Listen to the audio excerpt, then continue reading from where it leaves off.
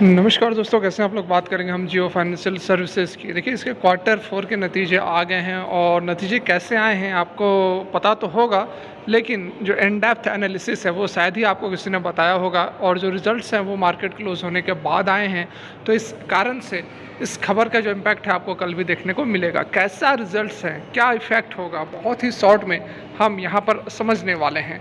ठीक है, देखिए, सबसे पहले यदि हम बात कर ले रेवेन्यूज़ फ्रॉम ऑपरेशंस की, तो यहाँ आप देख सकते हैं ये क्वार्टर एंडेड 31 मार्च 2024 और पिछले क्वार्टर का 31 मार्च 2023, ये दो क्वार्टर्स का जो रिजल्ट्स है ये यहाँ पर कंपेयर किया गया है और ये जो है एक एक साल का है। तो हम यहाँ पर क्वार्टर का ही देखेंगे क्योंकि ईयर बाई ईयर का हमें उतना कोई फ़र्क पड़ेगा नहीं इस रिज़ल्ट पर। देखिए, रेवेन्यूज़ की यदि हम बात करेंगे तो 280 करोड़ का है, पिछले साल 269 करोड़ का था। तो रेवेन्यूज़ जो है 3 महीने के अंदर बहुत ज़्यादा जंप हमें यहाँ पर देखने को नहीं मिल रहे हैं। ABCD करके आप देख सकते हैं 4 रेवेन्यूज दिए गए हैं। टोटल रेवेन्यू की यदि हम बात करें तो 418 करोड़ का रेवेन्यू है। यहाँ पर आप देख सकते हैं 418 करोड़ का रेवेन्यू है, पिछले क्वार्टर में 413 करोड़ का था। तो मामूली सा 5 करोड़ का जो रेवेन्यूज़ है उसके अंदर हमें बढ़ोतरी नज़र आ रही है। फर्दर यदि हम टोटल इनकम की बात करें, अदर इनकम को भी यहाँ पर ऐड कर लेंगे तो टोटल इनकम जो है लगभग 418 और पिछले बार 414 करोड़ का था। अब हम बात कर लेते हैं टोटल खर्चे कितने हुए, टोटल एक्सपेंसेस कितने हुए हैं। तो यहाँ पर भी लगभग 5 पैरामीटर्स दिए गए हैं ABCD करके। तो टोटल हम यहाँ पर एक्सपेंसेस को देखेंगे क्योंकि बहुत ज़्यादा ये सब ABCD करके हमें एनालिसिस करने से कोई मतलब है नहीं।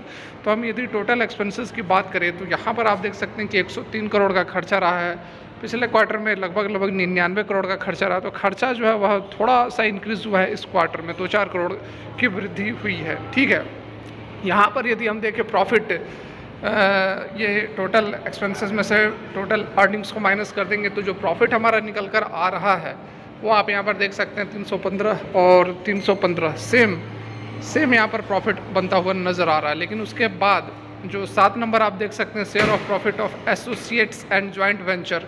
ठीक है, एसोसिएट और जॉइंट वेंचर का यदि हम इसमें ऐड कर दें तो थोड़ा सा यहाँ पर जो पिक्चर है वो और बेहतर होगा इस क्वार्टर में।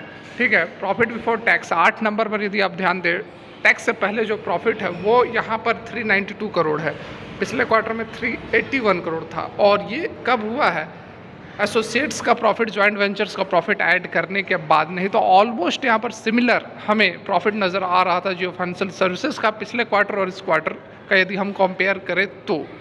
ठीक है, यहाँ पर टैक्सेस वगैरह की हम बात कर लेंगे तो जो टोटल टैक्स 82 करोड़ का इस बार है और पिछले बार 87 करोड़ का था। तो प्रॉफिट जो है इस पीरियड का 310 करोड़ बन रहा है और पिछले बार 293 करोड़ रह रहा है, क्योंकि जो टैक्स है इस बार थोड़े से कम है। तो जिस कारण से जो हमारा प्रॉफिट है वह सुधर के 310 करोड़ पर पहुंच गया है। तो बहुत कोई तूफानी हम रिजल्ट इसको नहीं कहेंगे। बाकी अदर आप देख सकते हैं टोटल अदर कॉम्प्रिहेंसिव इनकम जो है वो सारा कुछ यहाँ पर 13,912 करोड़ रहा है, पिछले बार 9,000 करोड़ था। टोटल कॉम्प्रिहेंसिव इनकम 11 और 13 को जोड़ देंगे तो यहाँ पर 14,223 और 9,294 करोड़ बनकर निकल रहा है। EPS वगैरह भी आप देख सकते हैं जो है 0.49 है, पिछले बार 0.46 था। तो EPS के अंदर मामूली सी तेज़ी हमें देखने को मिल रही है। तो ओवरऑल यहाँ पर यदि हम इस रिज़ल्ट की बात करें तो बहुत ज़बरदस्त उस तरह से तूफ़ानी रिज़ल्ट हमें क्वार्टर के बेसिस पर देखने को नहीं मिल रहे हैं। तो हम यह एक्सपेक्ट नहीं कर सकते हैं इस रिज़ल्ट से कि कल जो है तूफ़ानी तेज़ी हमें देखने को मिलेगी। फर्दर यहाँ पर आप देख भी सकते हैं जियो फाइनेंशियल क्वार्टर 4 के जो नतीजे निकल कर आए हैं उसमें क्या कुछ जानकारी दी गई है। तो जियो फाइनेंशियल सर्विसेज ने फ्राइडे को रिपोर्ट किया है 310 करोड़ का प्रॉफिट, जो कि ऑलरेडी मैंने आप लोग के साथ डिस्कस अभी किया है।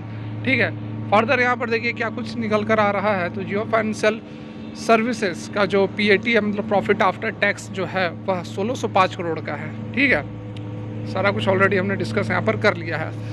अलग से यहाँ पर जानकारी क्या दी जा रही है तो वो आप देख सकते हैं कि NBFC ने रिसेंटली इंटर्ड किया है किसके साथ, तो ब्लैक रॉक के साथ एक पैक्ट को साइन किया है, जिसमें कि जियो फाइनेंशियल सर्विसेज ने कहा है कि एक ब्लैक रॉक के साथ पैक्ट साइन किया गया है जिसमें कि 50-50 का जॉइंट वेंचर है for setting up wealth management and broking business in India. ठीक है, तो ये अलग एक सेक्टर के अंदर एक बिज़नेस जो है वह शुरुआत करने का प्रयास कर रहा है, और कोई बहुत बड़ी बात नहीं है जियो फाइनेंशियल सर्विसेज के लिए, क्योंकि रिलायंस इंडस्ट्रीज़ का नाम आप जान ही रहे हैं।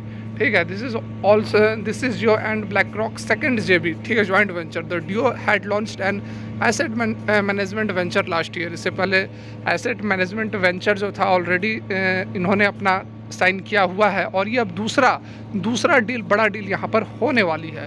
ठीक है, the joint venture further strengthen the companies relationship with black rock, with whom Jio had announced a 50-50 joint venture on July 26, 2023 to transfer India's asset management industry through a digital first offering and democratized assets।